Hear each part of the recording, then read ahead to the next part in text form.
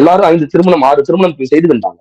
ஆனா இன்னைக்கு அவங்க வாழ்க்கையவே இழந்துட்டதா, தாங்கள் வாழ்ந்த முறையே தவறுன்னு அத்தனை பேரும் பேட்டி கொடுத்திருக்காங்க. ஏன்னா அப்போ ஒழுக்கம் சிதைவா இன்னும் வந்து அது என்னது ஆஹ் அந்த கல்யாணம் கடந்த உறவு அது அப்படிங்கிற மாதிரி இந்த சுபவி ஒரு பேட்டி கொடுத்தான்னு சொன்னாங்கல்ல, என்ஜாய்மெண்ட் வித்தவுட் ரெஸ்பான்சிபிலிட்டி பேட்டி கொடுத்தாருல.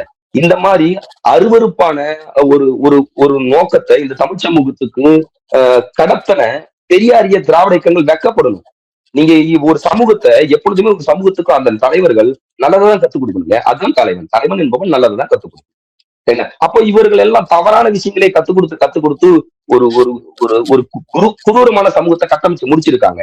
இந்த சூழல்ல தமிழரின் வாழ்வியல், தமிழரின் மெய்யியல், தமிழரின் ஆன்மீகம், தமிழருடைய வணிகம், தமிழருடைய வேளாண்மை, தமிழருடைய மருத்துவம் என்று தமிழ் தமிழ் தமிழ் என்று தமிழ் மரபு சார்ந்து எல்லாத்தையும் ஒண்ணு கட்டமைக்கிறது வெறும் 15 வருஷத்துல சாத்தியம் எப்படி நீங்க எதிர்பார்க்கறீங்க?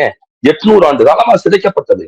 குகை கலவரத்தின் மூலமாக சித்தர்கள் வீழ்த்தப்பட்டார்கள். சித்தர் மரபு என்னைக்கு வீழ்ந்ததோ அன்னைக்கு நாம் தமிழருடைய அறிவு மரபு, அறிவியல் மரபு வீழ்ந்தது.